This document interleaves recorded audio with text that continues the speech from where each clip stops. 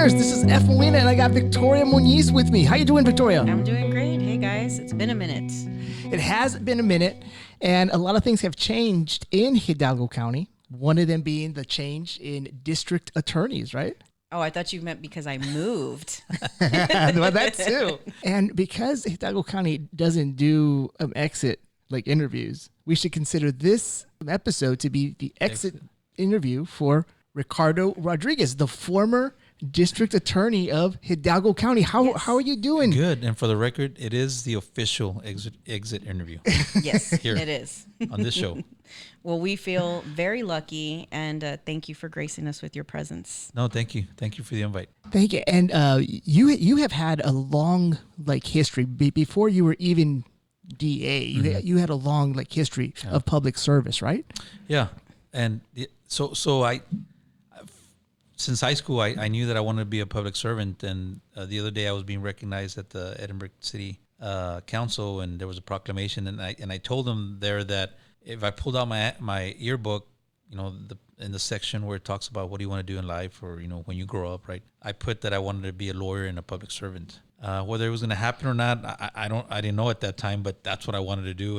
And so my calling as to the public servant, was long before even I was in high school. And it just just the way I grew up and being from a big family also that was heavily involved, early on in politics and helping people. So yeah, I mean, I wanted to do that, and I've been blessed. I was blessed in being able to serve a whole lot of people. And speaking about family, you have a certain family member who I'm sure played a role in you becoming a lawyer. Of course, Terry. It's no secret he's my uncle, and Terry was the first one on my mom's side. I think to go to college and definitely law school. And so there's a lot of us, a little younger than him, that followed each other, and to this day, we told Terry that if he would have been a dentist, we would have all been dentists. Yep. Yeah. And unfortunately, we're lawyers.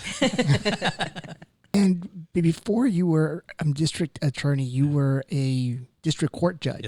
Yes. What was easier? I always, again, with all due respect to our district judges and our county court law judges, I felt that being on the bench was, I wouldn't say easier, but it wasn't as challenging as district attorney.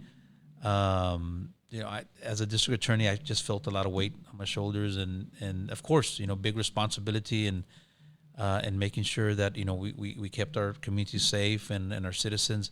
Not that district judge doesn't do that, but I mean that's just my opinion. I just felt that the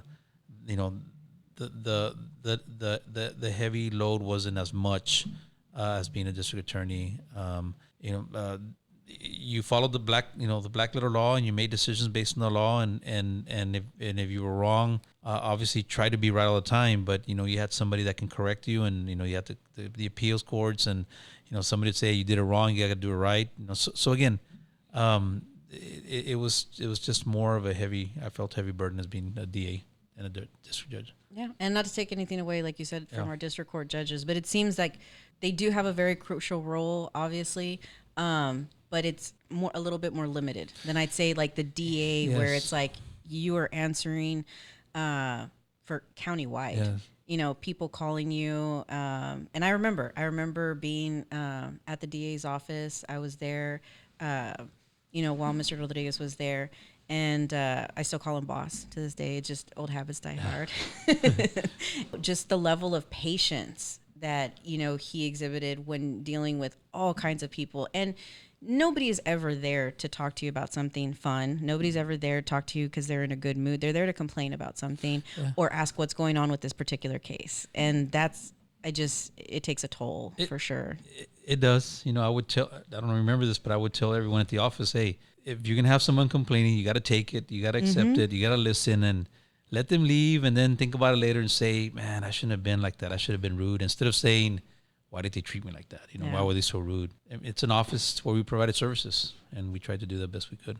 And it's also nice, I think, for judges because they can't have ex parte communication. So they're like, I can't talk to you. Again, that's one example, right? And the media doesn't bother them either. Yeah. And I did what I did, and that's it, right? So. And To be a district attorney, though, like it's the Valley, and people in the Valley, they could be very critical, very, Oh yeah. very, very rude. I say that, but I say that. Yes, I agree. But I would always say, hey, I respect your decision. I respect your opinions, and we had to, because there was people that were very critical.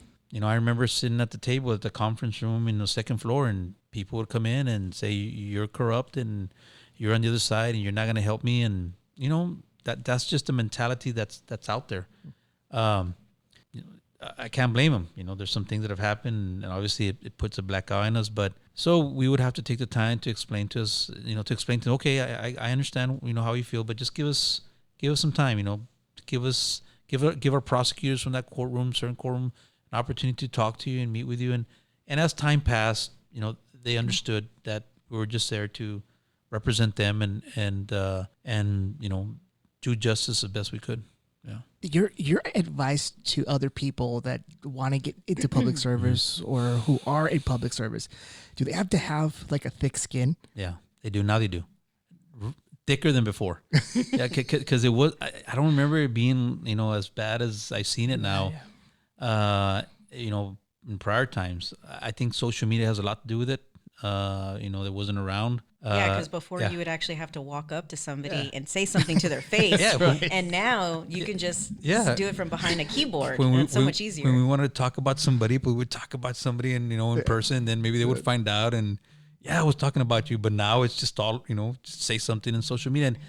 And again, it has its positives, right? But it has its negatives, and that's why obviously social media has caused so many things, especially with our youth, kids in school and stuff like that. It's dangerous. Yeah.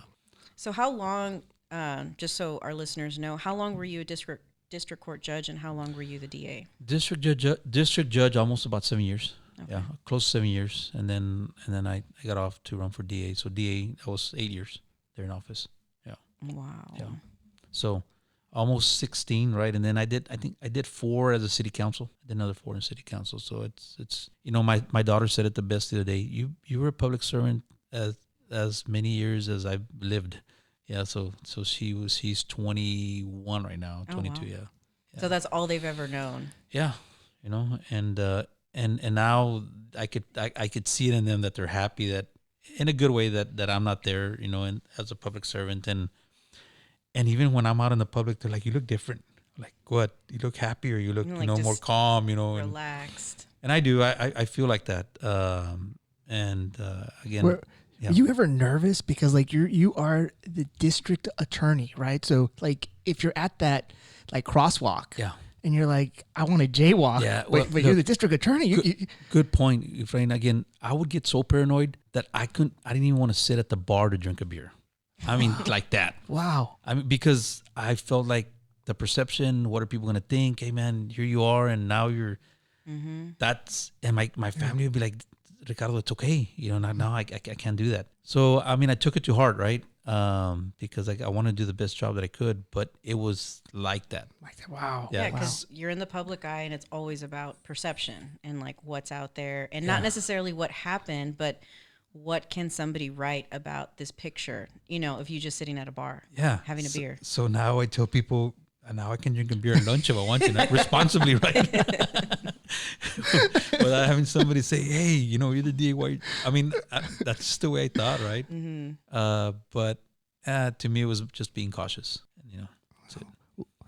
What was your best experience as DA? Doing a wrong right.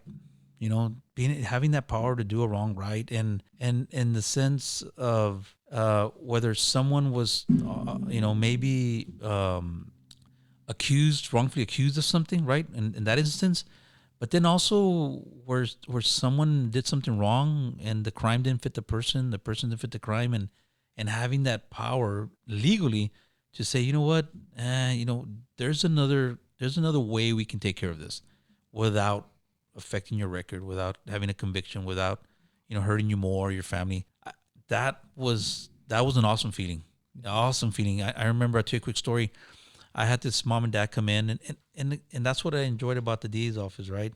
That I could bring anyone in, sometimes even defendants, but with the permission of their lawyers, right?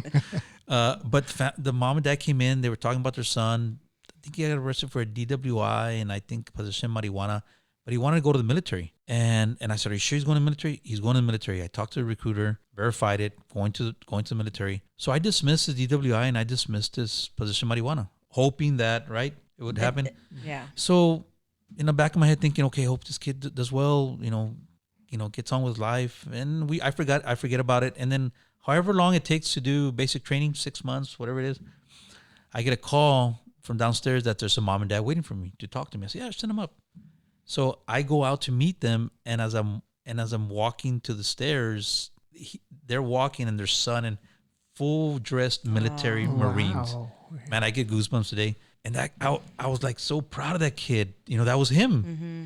And then he comes in and he takes off. And I apologize, I don't know the correct name, but the eagle that he has on his hat, he takes it off and he gives it to me. Oh, wow. And I was like, dude, that's yours. He says, no, as much as it's mine, it's yours. And I put that on my table to remind me that, sometimes people do deserve that second chance. And it's hard sometimes, coming from like a prosecutor's perspective, but that changed his life. It did. And again, that was the awesome feeling. I mean, the best experience that I had as being as DA, we all took risks every day. We took risks in making decisions, but we would take calculated risks in making those decisions, because I always, as a DA, obviously we prosecute individuals that do wrong, to our community, to our children. Some people just need to, go away for a long time. But there's so many out there that, man, what do we do? If we convict someone, it's not only going to affect them, it's going to affect their community, their families, and somehow, some way, we're all going to have a negative impact to it. Some people don't see it like that. True. But if they get a conviction, they can't work. They can't work. They're not getting a job. They can't get a job. They can't provide. It just has a domino effect, down all the way to their kids. So, yeah, so that was, the best experience I ever had. Yeah, and your experience is going to carry forward, because I remember when I worked for the prior DA, that there were no specialty courts. Yeah, no. There was nothing, no special programs. And then when you came in, it seemed like you opened up all these special programs and specialty courts where if you had like a first time offender or something like that. DWI, possession, marijuana, some first time offense that was non-violent, was not egregious. I felt that somehow, some way we need to we all start on the right track. We need to put them back on the right track and, let them get on with their lives. Or even doing like the domestic violence court. Yeah. That's something, it is a violent offense, and most people come in and it's like, oh, they write off these people. And it's like, there's a reason why this is happening. Is it drugs? Is it alcohol? Is it from their own suffered abuse? From, sometimes it's learned behavior. So rehabilitation, I'm big on that, but just doing it the right way. And we had a lot of partners at the same time that joined in these efforts. And Rick, on our show, nobody's humble. Nobody's humble. You don't have to be humble. Let's talk about all the awards that the Hidalgo County District Attorney's Office won while you were there. Because I mean, you guys were getting a lot of state awards for your programs and your accomplishments. We had good people in our office. We did. I couldn't have done it by myself. We had some good leadership. Good people, like aquí, mi amiga. No. It was funny because when you were first saying sometimes, you take risks and your hand went in my direction. I was like, no. It was a risk to keep me in the office as long as you did. We were sad when Victoria left. I was like, where are you going? So with all those awards you created these specialty programs, you're winning awards. And you have other counties who are looking at Hidalgo County. It was awesome. Again, through our leadership, through individuals at our office. One of the things that I'm most proud of is our crime victims unit. That Rosie Martinez. I remember I was in Westlaco and I was trying to look for funds and how to get more money into the office. And here's this lady. This lady goes up and does a presentation on she was trying to get also some money. And as soon as I heard her presentation and what she said and what she talked about, I was like, I want that lady. Mm-hmm. And sure enough, Rosie Martinez fell into our office, and from there on, there was just so many things that we did for crime victims, which I mean, victims have rights, and I think we paid more attention to it, and making them feel like they were wanted, they were going to be helped, and there was going to be justice for them. But that itself, in the crime victims unit, we were recognized in the national, state, and county level, and the municipal level. So you talk about a lot of the great experiences, a lot of the good things that you did in the office, things that you felt good about. Do you have a worst experience? Every Comes to time, mind? every time Victoria Muniz would walk into his office. You know, Victoria, I don't want to sound conceited, right? And I don't want to sound like everything was all good, but I have to say that, yeah, I mean, there was decisions that were made, calculated the best we could, and maybe some, we would take back in the sense of how we handled it, but all in all, I mean, we never let our guard down in how we approach things and how we needed to take care of things, because in the back of my head, I never wanted to do anything wrong. Two, I always wanted to do it the best we could, and be able to look everybody in the eye and say, man, we did our best, right? And I think because we worked so hard in doing that, I just can't say that we had like a bad experience where I feel like, man, I let this office down, or I let my people down. I can't. I think we make decisions every day, and some we can look back and say, well, maybe I could have done it different. But nothing to where, it really affected a life or someone at the office or, our citizens here in Hidalgo County. Yeah. So there's the $1 million question. Yeah. The $1 million. There's so many conspiracies out there. Okay. My favorite. Okay. My favorite is you won the Powerball. Oh. You won the Powerball. You became a billionaire, and you said, you know what? It's time to walk away from it. I wish. So I wouldn't be here right now. Driving up, I was waiting to see, is it going to be a Bentley? Yeah, I Is was it going like, to be a new Porsche? I'm still driving my 2011, Chevy truck, man. That my kids are always saying, "Why don't you get a new truck, Dad?" No, I can't. I gotta support you guys. so it wasn't Powerball. No, sir. No, sir. So what made you want to walk away from it? I went one. I never knew that my son wanted to be a lawyer. I mean, growing not till maybe right when he went to college, right? We like, Dad, I want to go to law school. I'm like, what? Like, why? And I guess I shouldn't. He did mock trial competitions in high school, and then he did some in college. He was a president of the mock trial team, and then at that point, it just never hit me like, okay, he's gonna be a lawyer. And then I never calculated that he would be done right when I was seeking my second re-election. I never calculated like that. So when it got closer, I was like, oh, what am I going to do? Especially when he said that I want to go back home and practice. Yeah. And he and my family had given me so much in sacrificing, right, for me to do what I want to do. I feel like he's going to come back home and I'm going to be the DA. And then if he wants to do criminal law, he's not going to be able to do it. Yeah. He's not going to be able to work with a criminal law firm, because, there's going to be a conflict. So, and then something that maybe some had heard about or not, I had a health issue come up also a while back, and so that my son, and then knowing that we could practice together, right, and then knowing that my wife was going to be happy that I wasn't going to be a public servant anymore. Yeah. So it all kind of added up, and it was hard for me. People still say today, no, you had a plan. You were going to get out and Terry was going to get in. And I was like, no, man, it was hard for me to tell people I'm not running anymore. It was hard because I wanted to let it go, but I didn't, because I part of me still wanted to be there. And it was till October, I think, that I announced. And I said, you know what? I need to announce because I know somebody else is going to want to run. And that's why I made the decision. It was hard because I still loved it and I still love it today. But I just thought that it was the best decision for my family at that point. And looking back, I'll never, regret that. Yeah. Do you have Tom Brady's number? Yeah, right. I bet if this podcast ever makes its way to Giselle, she's going to be wondering, why couldn't Rick call my husband and give him the talk? Give him the talk. My sister texted me something like, yeah, he should be done. He needs to go back to his wife and his kids, something like that. Like, yeah, no, that was it. And no, and I didn't win the Powerball, and I was looking forward into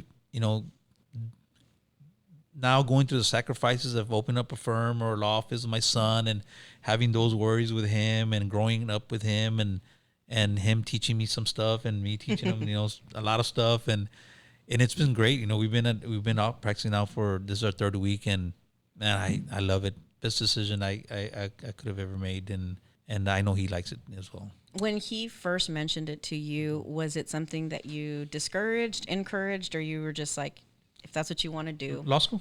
Yes. Oh, he was determined when he told me, I'm going to go. He graduated as a junior from high school, and then he finished undergrad 2.5 years. Oh, so wow. he was on, and that then was he it. went, he was determined. And again, I just didn't know if he wanted to come back home. You know how it is. Sometimes they find a job over there, and I did say, son, maybe there's something better for you than me. Something else out there than me. He said, no, Dad, I want to go back home. I want to go back home, and I want to grow up back home, and I want to practice back home. I said, awesome, man, let's do it. It's good because Can you tell us a little bit about your law firm and what's it called? And so the name, right? We were going back and forth, and everybody that calls to the office, and everybody that I know of for a long time, or even people that I don't know of, they were like, "Hey, Ricky Rod, what's going on?" I'm like, "Man, where did you hear that from?" Right? And because it started off with my family, and then it just spread. So Ricardo and I talked, and I said, I think we need to name it the Ricky Rod Law Firm, right? It's catchy, it's different. It's not Ricardo Rodriguez Law Office. Or Rodriguez and Son, or Rodriguez and Son, right? Rodriguez or something like that. We're both Ricky Rods. So that's how we came up with a name, and we everybody asked, okay, what are you gonna practice? And I said, I'm gonna practice whatever walks through the door, and I really mean that. I tell people that whoever needs help, I'll help them if I can.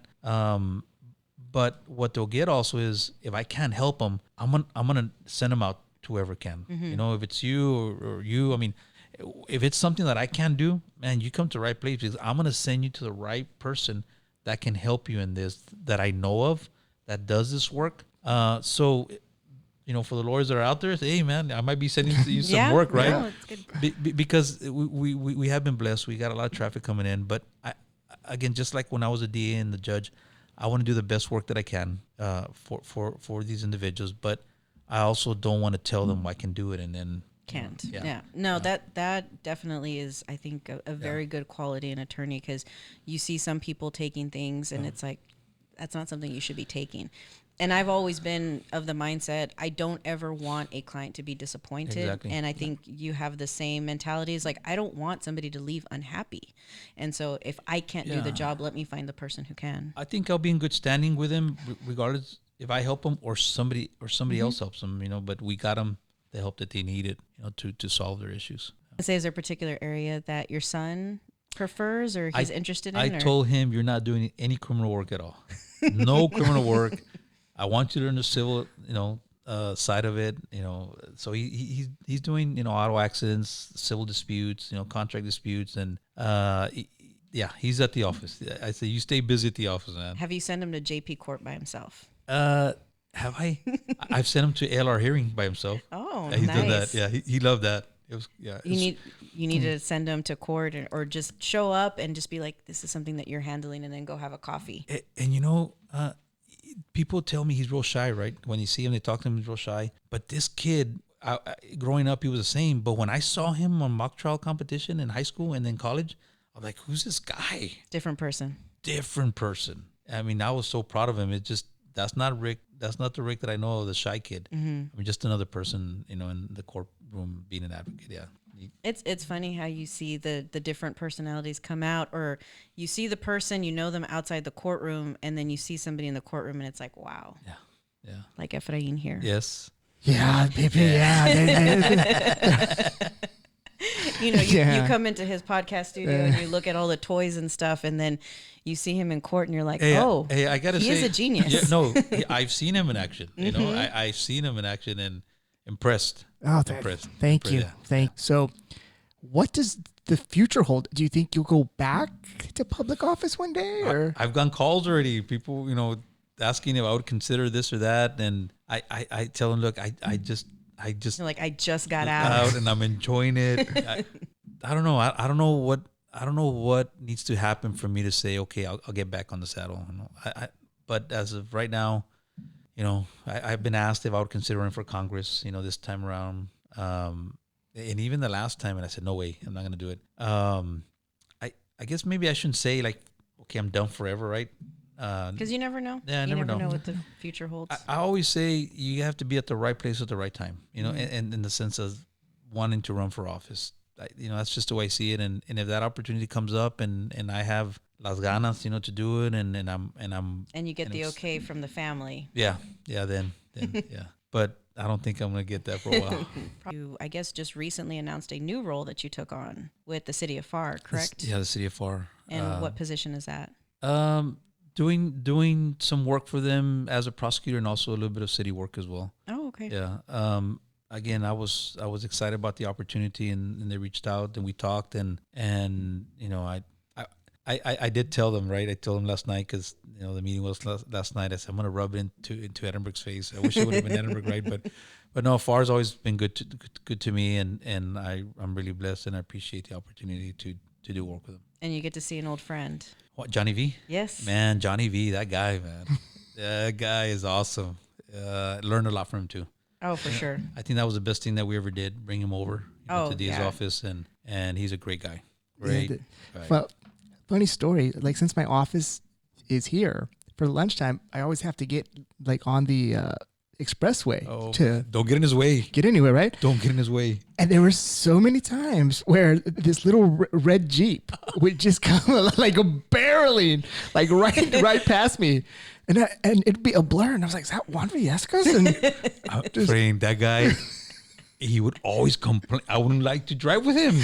He was fighting on the road. Like, why didn't they put their blinker? Which is like, Juan, chill. Yeah. And the Texas legislature, their meeting this year, as a former district attorney, what type of like criminal justice reforms would you recommend? Great question. And I was going to reach out to our representatives and our senator. Legislators have talked for many sessions about doing something with, about individuals who have pled, for example, on deferred, that pled on deferred when they were 18 years old. Fast forward, now they're 35, 40 years old, picked up no priors, and along the way they've had problems and trying to, become a police officer, go to nursery school, because when they were 18, 17, they just did something stupid, right? I really think that they have to look into that, because there's so many individuals out there that made some crazy mistakes, used bad judgment back when they were young, and it's been haunting them all these years. Yep. And again, it has a domino effect on our community. It does. It does.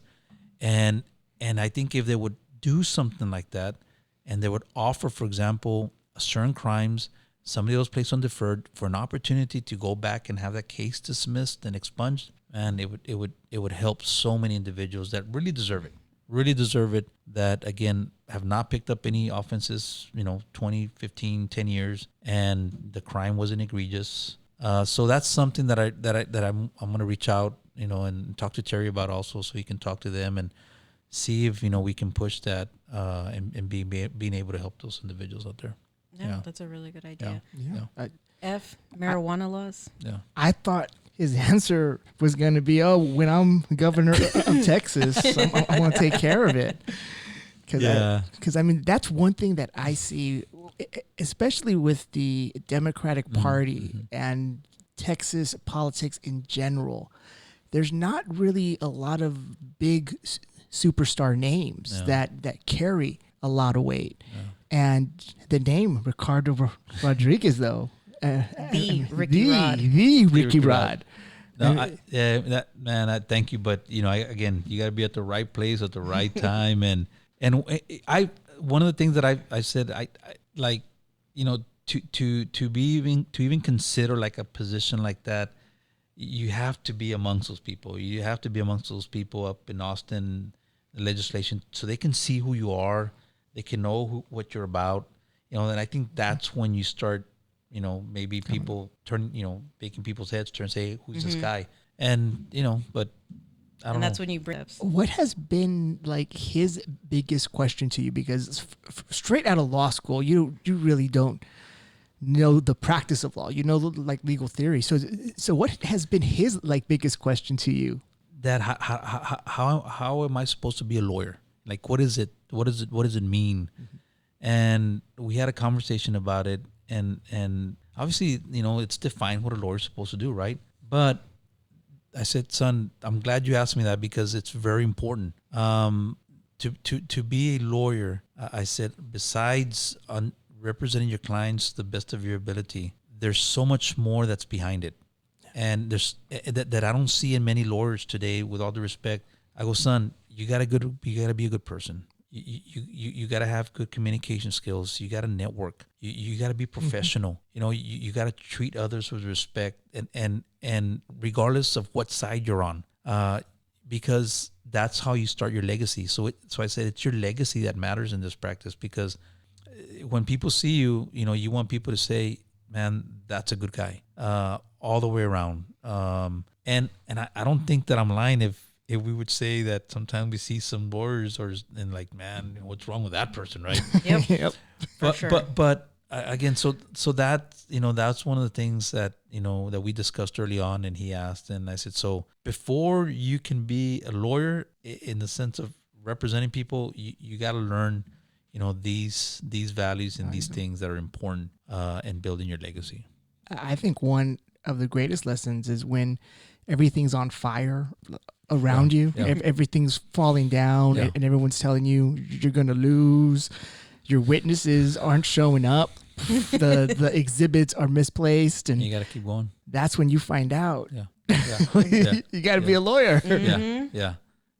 And again, I'm sitting with two individuals right now that I respect a whole lot, you know, because I've seen a lot. I've seen a lot as a judge and as a lawyer. I mean, I've been practicing now for 21, 22 years, and I've seen a lot, right? And and again, not to pick on anyone, but I just see different things. And You see it. Yeah, I mean, I know when I was a prosecutor, you see these defense attorneys, and it's like, I have to help protect your client's rights because you're obviously not doing it. Then now, you know, being a defense attorney, seeing it from the other side, you know, seeing other members of the defense bar, and it's like, this is why we get a bad rap, you know, and it's hard. But that's not to say that that's everybody. I think that's the exception, not the rule. And I think for the most part, people are just trying to do their best. It's like every profession, you know. There's good dentists and there's bad dentists, and there's good lawyers and there's bad lawyers, and it just depends, you know, how they carry themselves. And again, the argument's the argument.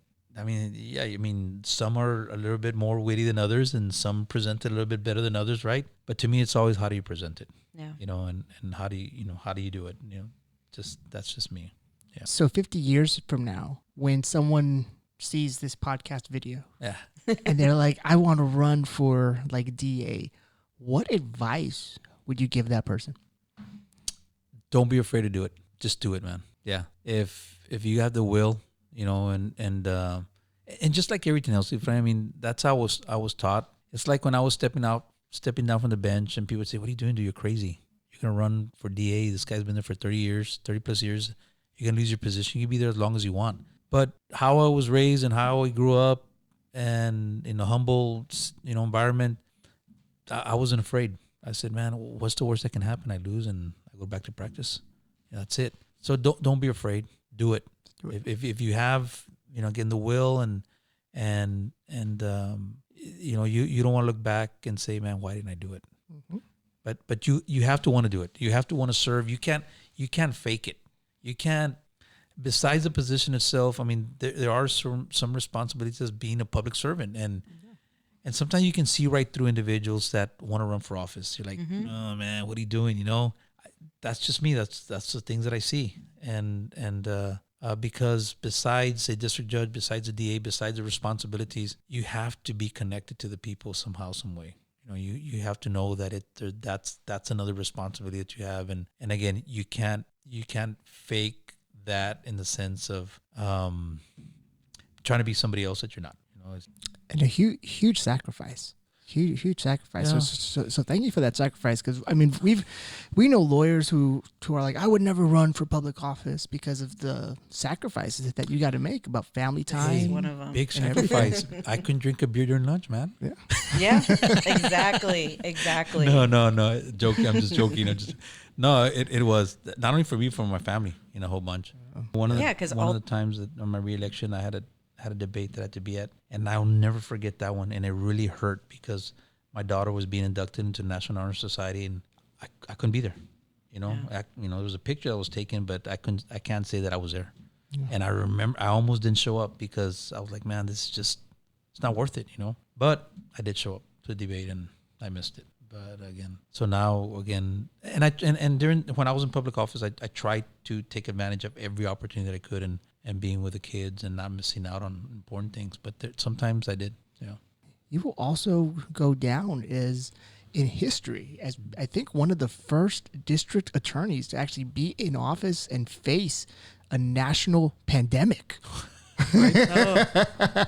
Yeah, man. I mean, that could not have been that easy. That was crazy. And we're still, these are still feeling that, but it was crazy. What's crazy about the pandemic? So we had an episode where we talked about it, and we weren't sure because it was in February, and we're like, "What's this coronavirus? What is this COVID thing?" And we were like, "I don't know. It's something that we heard from China. Who knows if it even comes from?" And we had no clue, obviously. So that episode did not age well, but I remember going to court, and it was the last day I had gone to court in 2020, and it was March. I went to County Court 5, and who's in there? Juan Viescas, wearing gloves. And I have a picture He's still wearing a mask of today. it as he's driving very angrily down the expressway, yelling at FedEx trucks. But I remember, and one of my best friends, she's a pharmacist, and so I was telling her like, "Hey, I have to go to court. Do you know anything about this?" And she's like, "You need to wear a mask." She says that's the only thing. It's still very new. Nobody really knows. And I remember going into court. There was like maybe 10 of us in the whole courtroom, and I just remember like Juan being in there with his little gloves, like touching, getting the files, doing paperwork. And that was the last time I had been in court for like, I think almost like 2 years. It was crazy. Man. It was crazy. It was chaos. It was. But you managed to figure it out with the Zoom, people. No, our technology working. advanced quickly. Even though we were at a slow pace, we advanced it quickly, and we got to where we wanted to be. The ones that I thought had a difficult, task was county government, county judge, and the commissioners. There was no playbook for it.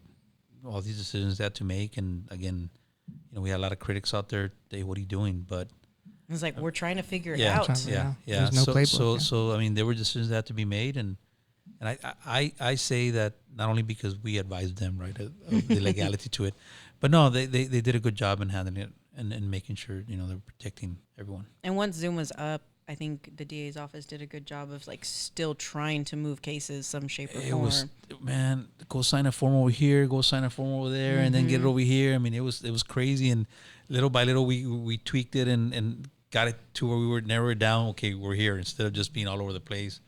But it was a challenge. It was. Definitely. He can go around teaching like crisis management classes across the country. Trying to get him to do extra work. You're going to get, you know what? Give your wife Efrain's phone number so she can call and yell at him. Why are you putting all these ideas in his head? It was true. It was crisis management. I mean, it was like, okay, what do we do? I mean, 211 people at the office. Mm-hmm. I mean, what do we do with everyone? How do we? And I thought we did a pretty good job of keeping everybody healthy and not spreading the virus. We did a good job of that. Yeah, because at one point, Mr. Rodriguez, thank you for joining us and having this discussion with us.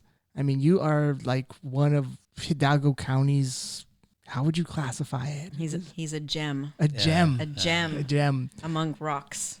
And so much for taking time from your now busy schedule. From it seems like. I loved it. Yeah, I mean, now like people can hire him to actually advocate for them. Yes. Yeah, that's awesome.